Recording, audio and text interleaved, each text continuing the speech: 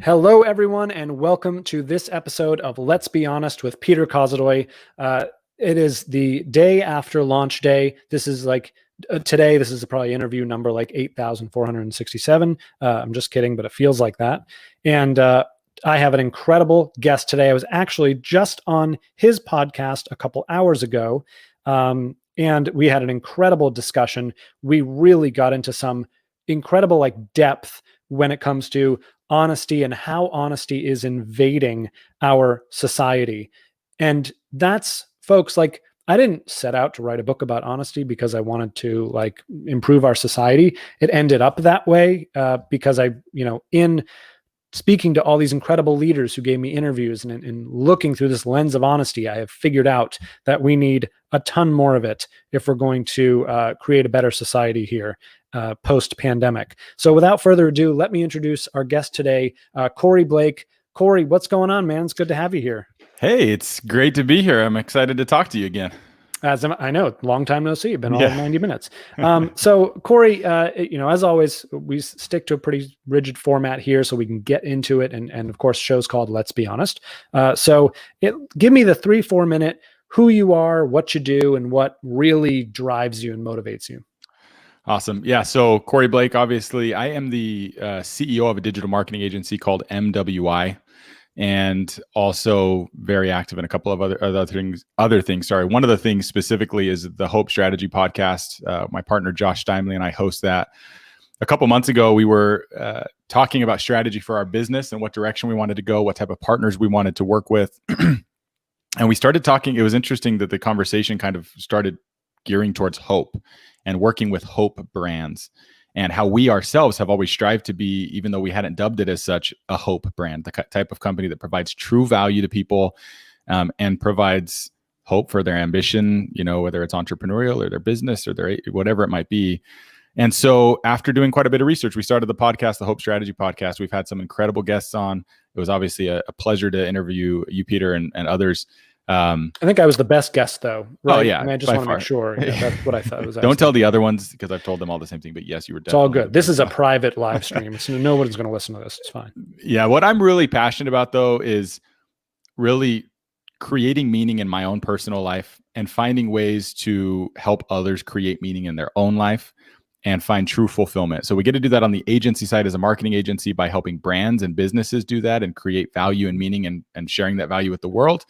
I'm also very, very passionate as a husband and as a father and as an entrepreneur that does other things and a leader at my business and other places to really help myself and others find meaning where they create that meaning and how to maximize that in order to live a fulfilling life.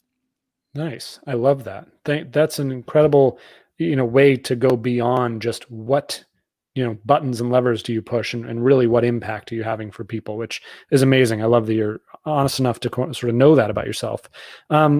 So, the show's called Let's Be Honest, right? Corey, when you look over your career so far and all the projects that you've done, take us to a time, and it could be, business, personal, or family, when you've had to get brutally honest with yourself as a leader. What was the situation? What did you do? And what happened next?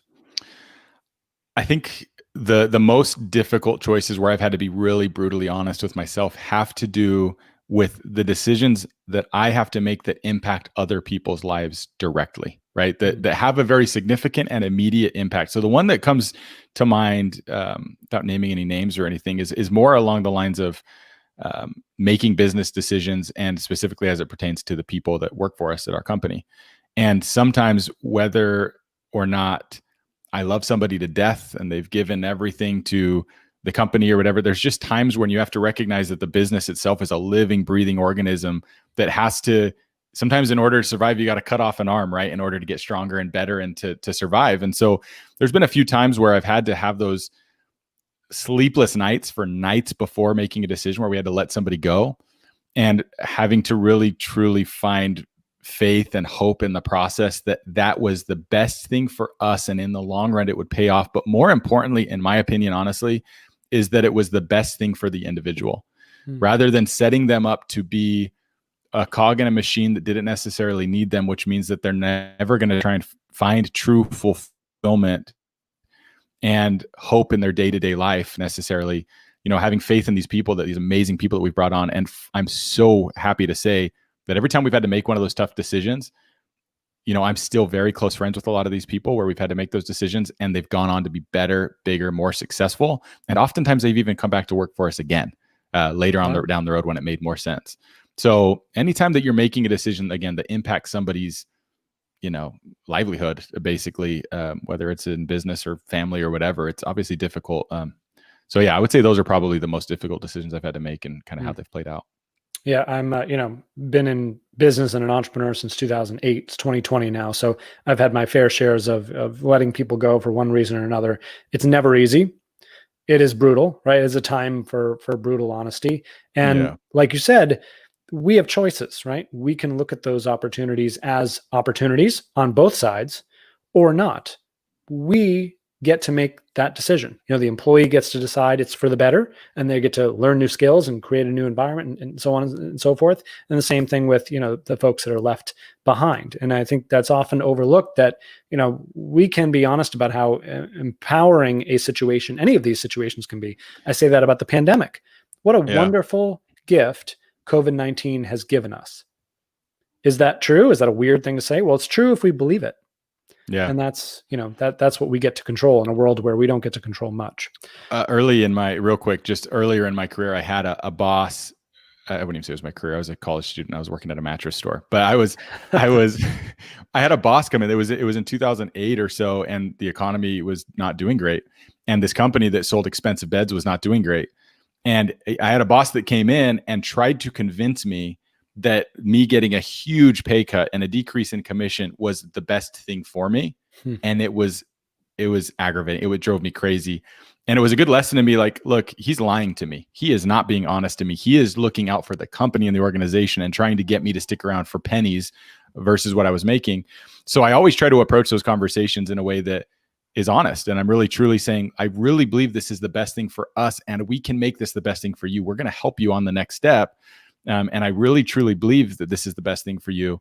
And I always think of that boss that did it to me the wrong way, and it was just not true. It was dishonest, and if you have that abundance mentality, this isn't my agency isn't the only place to work. And if we have to make a decision, there's plenty of other great places to go. So yeah, interesting decisions that are never easy to make. That's for sure. Yeah. Super powerful though. Thank you for sharing that with us. So Corey, going, even a level deeper, look back and tell us, again, across business, personal, family, what was the biggest win you've had that's made you most proud? And then tell us about a biggest loss, or even perhaps a regret. And this is all things on the table: business, family, anything, you said. All things. Life and business are one and the same. I would say that the thing that I'm most proud of and that has brought me the most happiness and joy is building a family. Nice. And partnering up with my spouse, who I love and admire greatly, and raising 3 children, and one coming in 3 weeks. Wow. So, congratulations. Damn. Thank you. So that process for me, truly, and I know it's a bit cliche to say, but that process of building that type of trust and partnership and relationship, to say, we're going to bring another life into the world and raise a human being and try to make them the best person we can. And then watching them, our oldest at this point is 8, almost 9. And watching him continue to evolve and grow, and seeing how different he is from his other siblings, and how they're all different, but they're all amazing, and they've got their own little quirks and their own, strengths and weaknesses. Nothing brings me more joy than that. And then if I'm tying that into business, the thing that I'm very most proud of is that at our agency and anything that I've done entrepreneurial, I try my best to focus on the human experience first. And like I said, finding fulfillment in the way that you prioritize your life on a day-to-day. So I take it very seriously when an employee at our agency wants to be at their daughter's gymnastic event. Mm-hmm. I can look at that situation very honestly and say, look, nothing that you're doing for me or for the company is more important than your daughter looking up and seeing you there. That's the most important thing. And so I take that really seriously, and I find real true fulfillment when I see our employees able to live their life in a way that where they prioritize the work that they do for us, in a way that gives them true fulfillment and joy in life. That's the stuff that's most important to me, for sure. It's so easy to lose perspective, on what really matters. Yep. And it's so critical that we come back to lifestyle. The entrepreneurs I coach, it's like, what lifestyle do you want? Build the business around that, because you can build a business that's successful in everyone else's eyes and you hate it, Yep. because you And didn't that think about happens what kind of a business. lot, A right? lot. Oh, it's happened to me before. So yeah, Yeah. trust me, I know. What about a biggest loss or regret that you'd like to share, Corey? Biggest loss or regret? That's a great question. That's a great question, and it's got me thinking hard.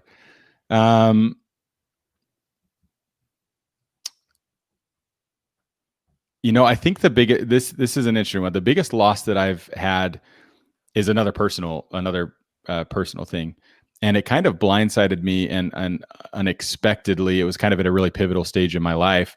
But the biggest loss personally that I had was probably when I lost my grandpa, who I was really, really close to. I grew up in a home where my parents were divorced, and I actually lived with my grandparents for a period of time. And I had a really strong relationship with my grandpa, and he passed away of cancer a number of years ago. But I didn't expect, especially kind of going into the process, knowing that he had cancer and knowing that he was eventually going to pass away from it. The writing was on the wall for a long time. I expected to be ready for that.